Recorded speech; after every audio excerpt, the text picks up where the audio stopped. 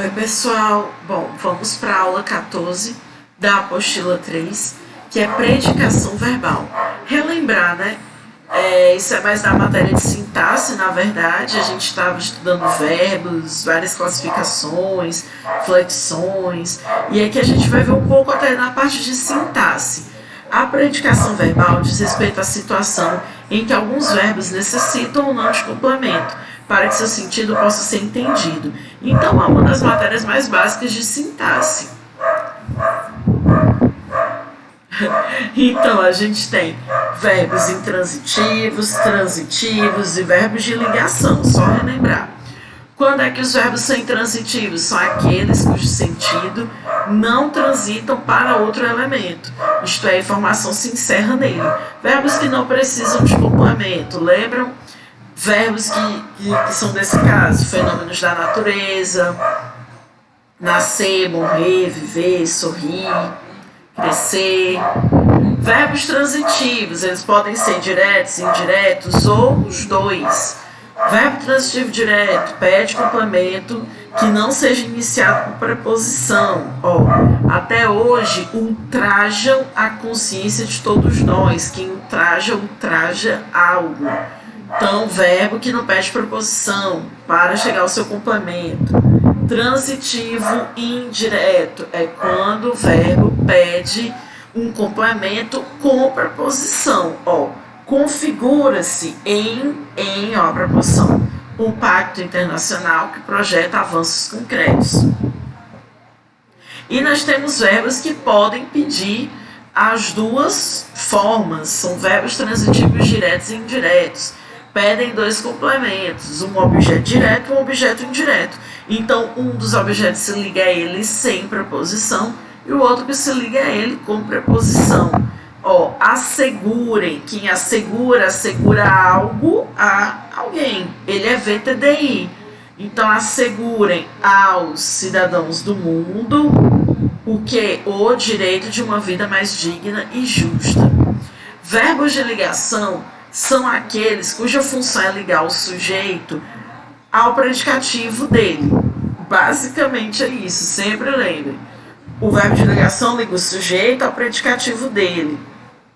Geralmente, quem aparece nessa função são os verbos ser, estar, ficar, permanecer, continuar, tornar-se. Aqui um exemplo, virar também.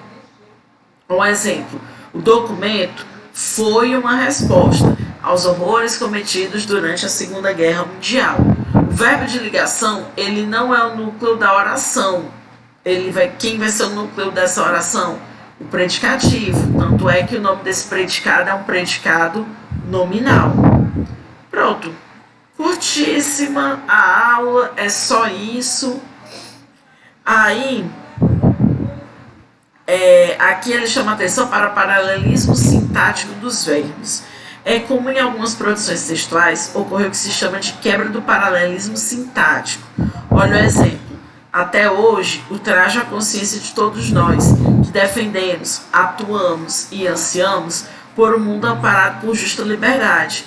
No período, os verbos defendemos, atuamos, ansiamos estão dispostos em uma sequência coordenada e têm como complemento o termo por um mundo amparado por justiça e liberdade. No entanto, houve quebra de paralelismo, já que esses verbos têm transitividades diferentes. Defender é transitivo direto, atuar nesse contexto é intransitivo, porque denota ideia de ação e agir, e ansiar pede a preposição por. Então ele quebra, a transitividade desses verbos. Logo, tenha cuidado quando você usa verbos diferentes para que eles tenham o mesmo complemento. Esses verbos precisam ser todos diretos ou todos indiretos, tá? Para não quebrar o paralelismo sintático. Vamos para português 5, que vai ser a aula 14, o abstracionismo. Essas aulas é importante vocês estarem respondendo as questões. A gente já acaba as vanguardas semana passada. E aí vamos ver o abstracionismo. Começa aqui, mas só no finalzinho da página. Então, bora aqui. O abstracionismo, ou a arte abstrata, deve ser entendido como uma vertente artística cuja característica principal é reproduzir objetos, pintura ou escultura, que não fazem parte da realidade concreta. Né? Abstrato já está dizendo, é algo que não participa do meio concreto, do meio material.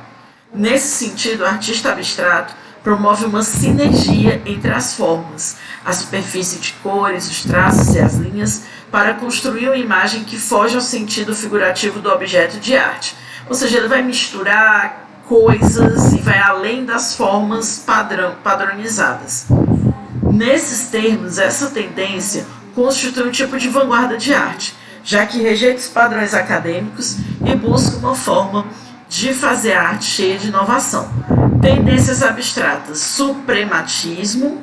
Segundo Stephen Little, o suprematismo rejeitava os conceitos convencionais da arte, em favor da exploração artística de uma realidade espiritual capaz de expressar por meio da abstração geométrica. Então tem a ver com abstracionismo, veio de 1915, apesar de ser geométrico, vai diferir um pouco do cubismo.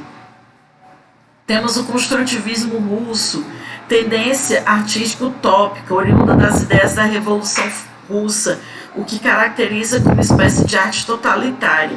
Seus adeptos buscavam desenvolver uma forma de arte voltada para a renúncia de qualquer traço natural do objeto, bem como romper com as formas de fazer arte passadistas, o que torna o construtivismo próximo ao futurismo, né? Então ele vai conversar ali com outra vanguarda.